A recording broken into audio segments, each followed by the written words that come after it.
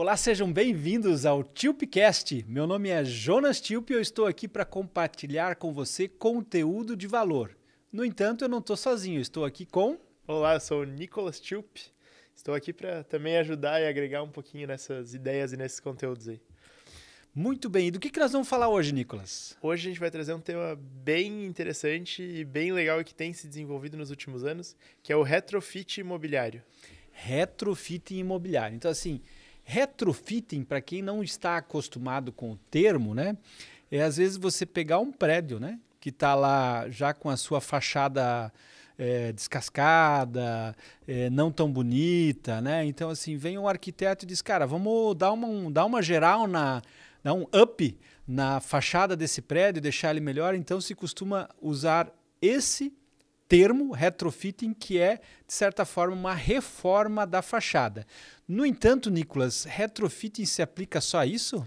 Pode ser bem mais do que isso, e normalmente é bem mais do que isso, inclusive. Opa, então vamos entender essa conversa que eu acho que agora ela vai ficar interessante para você. Muito mais do que uma reforma ou só alterar a fachada e continuar com o mesmo uso, o retrofit ele pode inclusive mudar a função de um imóvel. Ele pode transformar o que um dia foi um galpão ou o que um dia foi um imóvel comercial em um imóvel residencial, por exemplo. Então ele pode ter toda essa mudança de usabilidade e mudança de motivo para aquele imóvel, né? Opa, essa aí é uma ideia bem doida, né? Você pegar um imóvel que era de uso corporativo, ou seja, um escritório, e transformar ele num uso residencial? É possível isso? Você já viu isso em algum lugar? É possível e a gente teve a oportunidade de acompanhar isso numa visita que a gente fez em São Paulo. O centro de São Paulo, ele por muito tempo foi sendo desocupado. Então, ao longo dos últimos, talvez, 20 anos, ele já virou uma zona fantasma e uma zona perigosa, inclusive, né? Virou Walking Dead, Virou né? The Walking Dead de noite, que ninguém quer andar na rua. Se tu andar na rua, as chances de acontecer alguma coisa são bem grandes. Interessante. Se tem o comentário, a gente fala do centro de São Paulo, mas a gente pode multiplicar esse comentário para outros tantos centros, né? Com certeza. Porque o que na prática acontece? Às vezes as pessoas lá atrás elas queriam morar no centro da cidade por conta da facilidade, da conveniência. À medida que o centro da cidade ganhava valor, né? Às vezes a mesma pessoa comprava mais de um imóvel, né? E obviamente que o custo desse imóvel ficava mais alto para a locação ou para a venda. E, naturalmente, os bairros foram se desenvolvendo sendo uma nova proposta. Então, se esvaziou o centro para ocupar os bairros. E aí você criou esse fenômeno, né, da descentralização das cidades. Sim, e é bem interessante. Eu acho que são vários fatores que levam a essa saída do centro, principalmente pensando nas grandes capitais, né? É questão de infraestrutura, é questão de trânsito, é questão de, às vezes, o teu trabalho, o escritório no centro, em algum momento ele ficou muito caro. Então, os escritórios, as empresas, inclusive, começam a pensar em regiões ao redor, regiões satélites, às vezes, do centro. Então, tu também vai se mudar para perto de onde tu trabalha e com isso, são vários fatores que vão fazendo com que essa mudança aconteça e esses centros vão se esvaziando cada vez mais. Ou, às vezes, São Paulo, por exemplo. Quer escutar um negócio curioso? Já vou te atrapalhar aqui um pouquinho, porque a imagem ficou vindo na minha cabeça, né? Para quem não sabe, aqui em Joinville, onde hoje está instalado o Shopping Miller, já funcionou a fundição Tupi. Essa nem eu sabia. Essa é só para os mais antigos, né? E não há muito tempo atrás estava ali a metalúrgica Wetzel também, que se mudou para dentro do Perini, né? Sim. Então, estas mudanças, obviamente, elas contribuem para o que você está dizendo aí, né? Essa mudança de residência das pessoas em função delas novamente procurarem estar próximo das coisas que são convenientes. Exatamente. E aí, com isso, né, a gente tem esse esvaziamento dos centros. E hoje, então, em São Paulo e também em outras capitais, se trabalha muito esse processo de requalificação do centro, requalificação de prédios antigos, que hoje já estão desvalorizados pelo seu tempo de construção. Então, às vezes são prédios com 60, 70, 80 anos e prédios ali do começo da década do século XX. Dos anos 60 ou ou mais, 60, né? ou mais antigos ainda. Eles são prédios que a estrutura deles é muito mais reforçada do que os prédios de hoje, inclusive. Então, Sem são prédios dúvida. Salas grandes, né? Ou às vezes apartamentos espaçosos também. Exatamente. E com com essa amplitude toda dos espaços, tu cria conceitos que tu pode utilizar aquele espaço de maneiras diferentes. Então, a gente teve a oportunidade de visitar naquele momento o prédio da Telefônica. Isso mesmo, que em São era Paulo. um antigo, lá em São Paulo, que era um antigo prédio corporativo, todo dividido em salas, tinha um corredor, e hoje a gente vê muito esse conceito de imóveis menores, de apartamentos de um dormitório, ou às vezes estúdios, inclusive.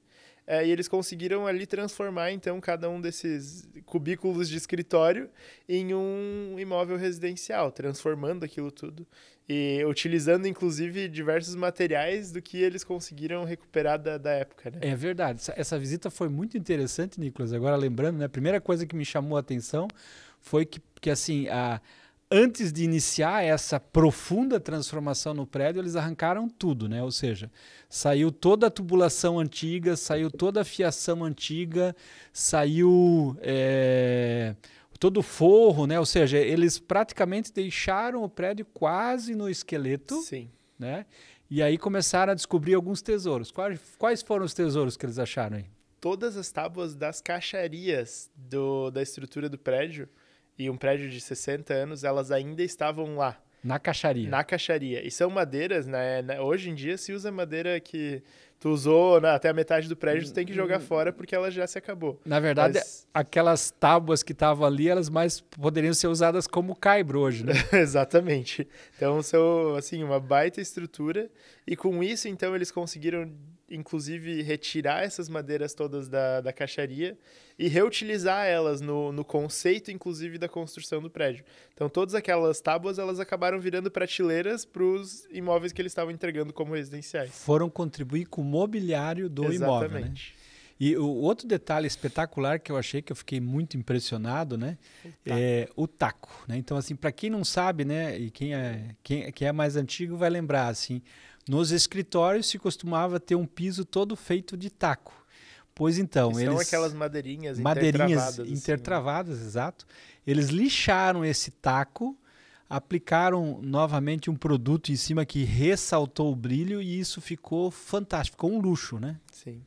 Pelo valor que foi comprado o prédio inteiro para fazer esse projeto, há algum tempo atrás não pagaria nem o valor só do taco, né? A gente chegou a conversar, inclusive. De novo, agora tu vem num ponto interessante que para quem é investidor, né? Esse prédio é, obviamente, muito adquirido aí, muito provavelmente adquirido num leilão ou numa compra prévia, né? Neste caso, ele reuniu apenas um investidor, cuja proposta do investidor não é vender, e sim locar. Então, é um projeto de renda, não de venda. Ele criou a condição perfeita.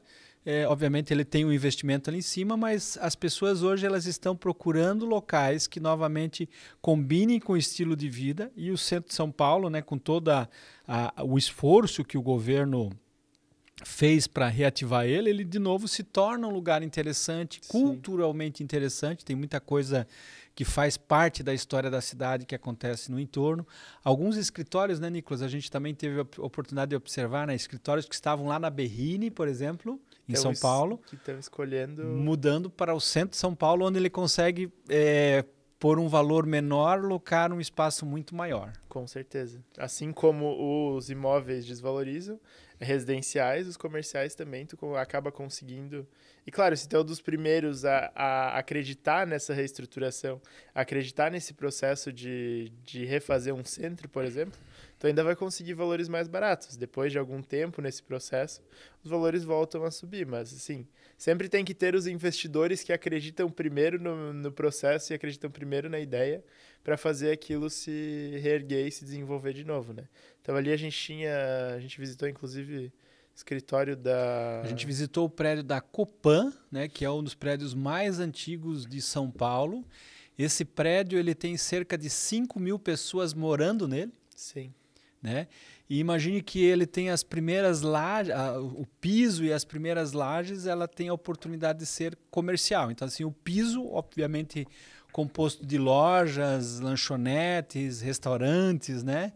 E o piso segundo piso e, obviamente, talvez até o terceiro piso ali você pode estar usando com atividade de escritórios. E aí que a gente viu essa migração interessante, né? E eram prédios antigos e com escritórios novos, tinha um escritório de advocacia, inclusive, que aproveitou todo esse contexto do prédio, toda essa construção antiga e criou um escritório único, né? Que tu não encontra em qualquer lugar. E o bacana assim, é você ver a arquitetura nova, né? E hoje a gente tem muitos materiais novos de acabamentos que conseguem enobrecer um prédio, por exemplo, antigo, que estaria relativamente desatualizado, mas você combinar esses elementos, né? Então é muito rico ver a criatividade, né? E a riqueza da criatividade com a qual os arquitetos trabalham, né? Combinando o antigo com o novo. Sim. Às vezes se gera coisas muito mais interessantes do que se fosse criar um projeto do zero, né? Sim. Porque tem estruturas antigas que, se tu for pensar em fazer hoje, o custo é surreal. Inviável. Então, é muito interessante acompanhar esse processo todo acontecendo. E se a gente olha aqui para a nossa região, né? A gente consegue facilmente na sua cidade, aí você pode talvez estar olhando e vendo ou imaginando um hotel, né, que talvez por uma ou outra razão ele não progrediu, ficou parado no tempo, ele facilmente consegue ser transformado em estúdio. Né? Então, assim, cara, pegar um hotel, transformar ele em estúdio já é fácil, porque já tem toda a parte de banheiro, de infraestrutura, né? E ao invés de ele ser um produto que vai atender uma sazonalidade de ocupação, ele pode acomodar uma perenidade, né? Ou principalmente o que hoje a gente chama de short stay, né? São as pessoas que estão vindo morar na cidade e ao invés de estar pagando uma diária de hotel, você obviamente dá baixa no hotel e transforma aquilo num conceito de ser uma ocupação temporária, ou seja, um contrato de locação mesmo, para que a pessoa possa fazer uso daquele espaço e, obviamente, com um pouquinho de investimento, você consegue ter uma renda bem interessante nessas ocupações aí que a gente chama de curta temporada. Sim. Que é a ocupação feita por alguém que é transferido, por alguém que vem morar na cidade ou principalmente para técnicos que às vezes vêm montar uma máquina. Né? Eu acho que isso combina muito com a nossa região que está toda hora recebendo novas pessoas. É verdade. E eu acho que além dos hotéis, né, tem diversos tipos de imóveis. Não precisa ser uma reestruturação, às vezes, de um centro como um todo, mas tu pode aqui estar falando de um galpão que, de repente, é antigo e está localizado numa zona que já não cabe mais uma indústria. Um galpão, uma estrutura que o residencial foi crescendo em volta, a cidade foi se desenvolvendo, e ele não comporta mais uma indústria ali. Então, às vezes, essa indústria vai se mudar, vai ficar aquela estrutura ali e tu pode transformar um galpão em inúmeras opções. Lojas comerciais. Moradia, inclusive. Às vezes um centro de esportes, tu botar quadras, tu ter alguma questão assim, que também é um movimento que vem acontecendo bastante nas cidades. Então eu acho que vira um território com muitas possibilidades de ser explorado, de ganhar um novo significado que atenda a região em volta de onde ele se encontra, né? Agora, aqui tem um ponto interessante, né? E aí a gente faz o nosso comercial também. Nós somos especialistas em desenvolvimento imobiliário.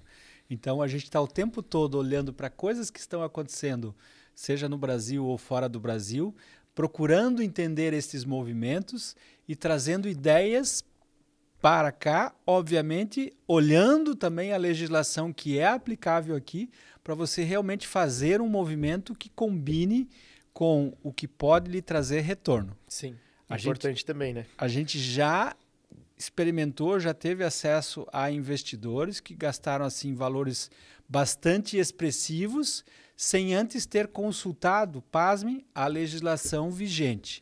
E aí, quando estava tudo pronto, ele soube que ele não poderia implantar aquele negócio naquele local.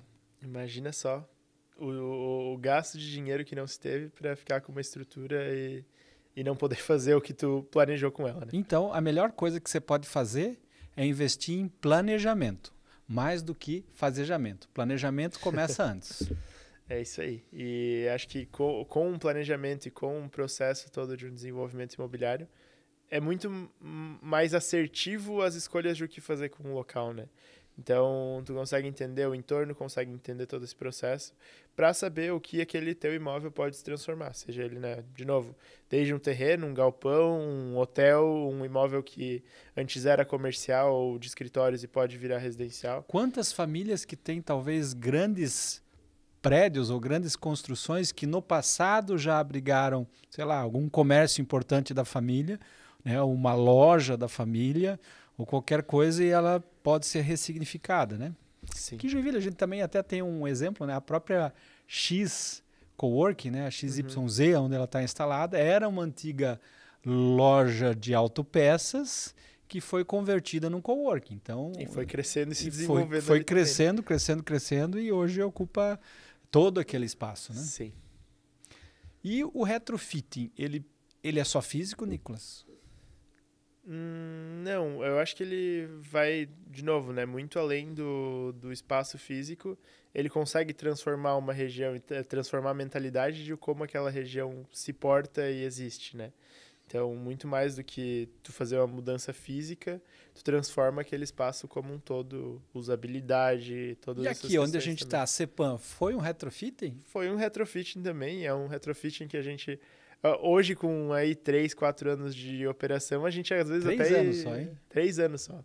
Às vezes a gente até esquece de mencionar o como foi esse processo de retrofit daqui, né? Porque era um espaço que era um ambiente esportivo, então tinha aqui quadras de areia, quadras de tênis, quadras de futsal. Era um espaço muito frequentado. Judô, patinação. Festa. Exatamente. Era um espaço muito frequentado aqui pela população de Joinville, principalmente. Mas que teve também o seu tempo, durou o tempo que tinha que durar. E em certo momento eles decidiram, não, a gente precisa dar... E teve seus impactos também, que não combinavam com a vizinhança, né? Exatamente. Em algum momento eles disseram, não, a gente tem que mudar, a gente tem que repensar esse espaço. Claro, a gente tem uma estrutura que na época tinha 10 mil metros quadrados. O que a gente vai fazer com ela, né?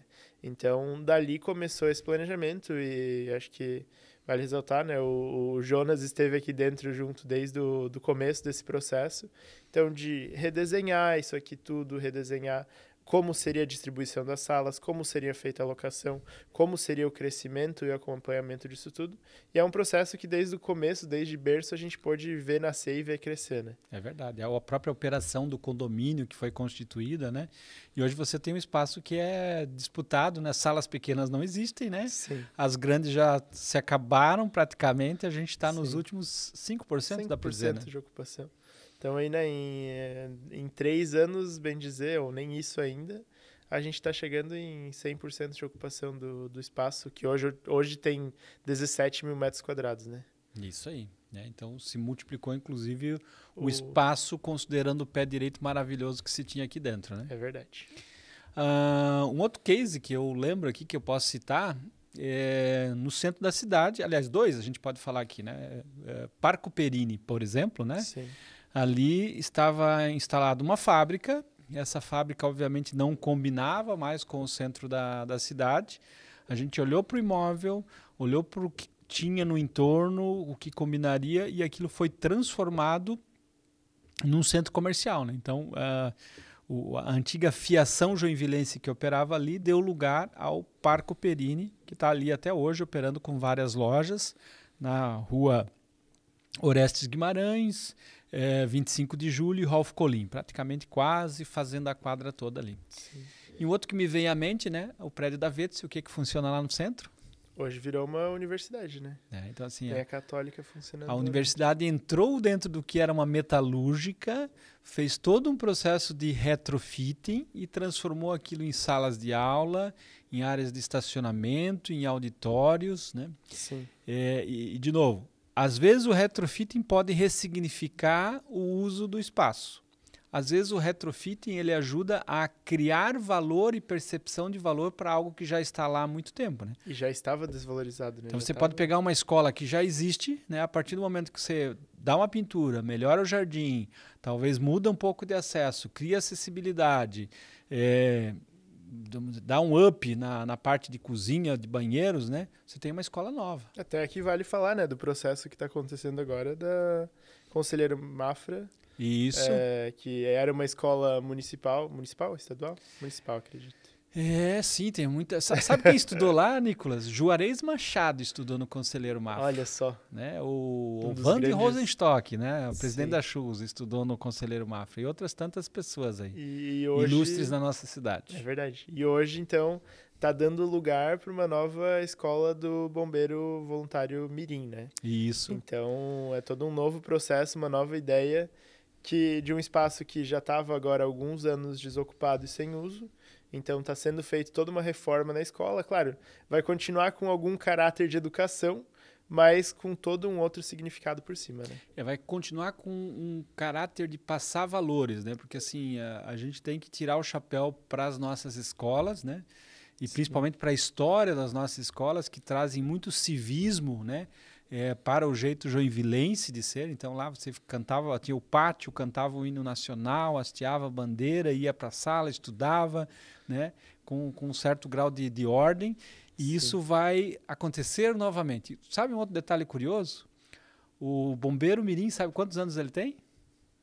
Nem ideia. 40 anos de atividade. Então, assim, Uau. Parabéns ao Corpo de Bombeiros Voluntários de Joinville, né, por seus 40 anos de atividade, levando educação, né, criando dinâmicas e principalmente criando valores para o jovem cidadão, e muitos deles hoje, pasme, né, estão lá, obviamente, e naturalmente no comando do Corpo de Bombeiros, fazendo com que essa unidade aqui seja uma unidade de destaque mundial, a mais antiga da América do Sul, ou da Latina talvez até. Algo assim. É. Temos que consultar agora. Temos que consultar. Então, parabéns por essa iniciativa, pessoal. E quem quiser doar, né, para contribuir com esse retrofitting, que continua, de certa forma, trabalhando a educação, é só acessar o Corpo de Bombeiros Voluntários de Joinville que você vai achar o caminho para fazer essa doação. Então, fica aqui o nosso pedido e o nosso incentivo, porque, afinal, aquilo que você deixa para a sociedade volta para o bem da sua vida e da vida dos que virão depois de você. Pense bem nisso. Fica a dica. Fica a dica. E o que mais a gente pode falar de retrofitting, Nicolas? Eu acho que, além de, né, grandes centros, assim como a gente falou em São Paulo, às vezes no próprio centro de Joinville a gente já vê esse processo de que alguns imóveis eles vão sendo desocupados, imóveis que eram de bancos, imóveis que eram, enfim, verdade, antigas lojas, associações, né? Lojas, eles acabam ficando desocupados e se tu for ver, a gente já tem aqui também um certo esvaziamento do centro e algumas iniciativas despontando aos poucos de fazer isso acontecer novamente. Essa né? ocupação. E aí tu entende que políticas públicas, né, ou seja, a ação do governo combina com retrofitting? Não podem andar separados, eu acho. Olha só, hashtag fica a dica para quem quer ter uma cidade bonita, trabalhe essa visão do retrofitting para o centro da cidade, para as áreas que estão se tornando perigosas às vezes, né? Tem uma oportunidade de você levar luz para ela, literalmente. Sim. E na verdade, assim, é uma questão, inclusive, porque um ajuda o outro a fazer esse desenvolvimento, né? Tanto o poder público precisa ter os incentivos para que, muitas vezes, tu vai pensar em prédios antigos, são prédios tombados que te travam, ou que o desenvolvimento, trava o desenvolvimento, que às vezes tu não consegue mexer alguma coisa na estrutura deles, não digo para desfazer o que está tombado, mas às vezes conseguir permissões se torna um caminho difícil para ocupar aqueles imóveis. E com isso as regiões vão ficando desocupadas, as regiões vão ficando perigosas. Então, às vezes, a política pública incentivar e dar soluções para que aqueles imóveis sejam ocupados, a própria ocupação deles já traz movimento para a região, já traz segurança consigo, né? Então, a insegurança ela fica em áreas desocupadas, em áreas escuras, em áreas que não tem movimento. Então, e prédios vazios, né? E prédios vazios, né? Que naturalmente são invadidos, às vezes, para servir de abrigo e, obviamente, as pessoas, às vezes, que estão mais vulneráveis, elas estão mais suscetíveis a outras coisas, né? Sim. E assim, é super interessante a gente imaginar essa questão do poder público, né? De ter a iniciativa pública agindo, e eu acho que aí tem muita moeda de troca, né? Se pode criar valor, né? Valor monetário, com o mantenimento ou com a requalificação, ou retrofitting, como a gente está dizendo aqui, de imóveis antigos, certo? Sim, exatamente. Então, tu pensar em imóveis antigos que às vezes passam 10, 20, 30 anos parados, tu dá uma nova solução, tu dá uma nova cara para eles, traz desenvolvimento para toda a região. E não só para quem está fazendo aquele investimento, mas para a iniciativa pública, inclusive, de ter aquela região funcionando novamente, desenvolve todo o entorno. Né? Você pode vender potencial construtivo fazendo a troca por um potencial de conservação. Exatamente. E ideia aí, interessante aí também. de novo, todo mundo quer morar num lugar que tenha paz, tranquilidade, que as crianças possam andar, quem sabe, de bicicleta na rua, né? Como no passado se ia sozinho para a escola, né? Hoje já é uma coisa mais difícil, até pela questão do centro, mas da movimentação, do trânsito em si, né? Sim. Mas eu acredito que existam excelentes caminhos para serem criados. Acho que uma prefeitura deve aprender com a outra. Então, assim, cara, se na tua cidade existe essa situação e, de repente, você sabe que, sei lá, Joinville ou São Paulo ou Curitiba, qualquer que seja a cidade, tem alguma política, cara, vai atrás.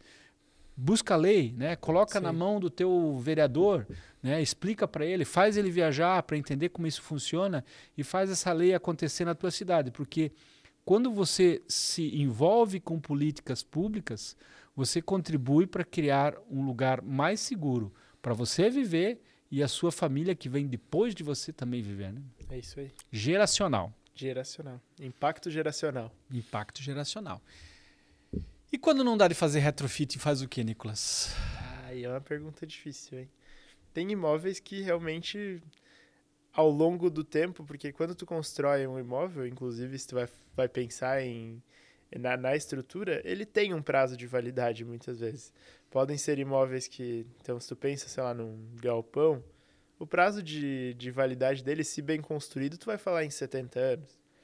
Então, se há uma estrutura já de 70 anos agora e que nunca teve uma manutenção muito constante para aquilo se conservar efetivamente por mais e mais tempo, às vezes é um imóvel que tu vai chegar, vai olhar para uma estrutura e às vezes é mais fácil, inclusive, tirar tudo e repensar aquele espaço como um todo, né? E assim, cara, ponto interessante, acho que aqui já fica até um pensamento para a gente trazer, talvez algum engenheiro, né?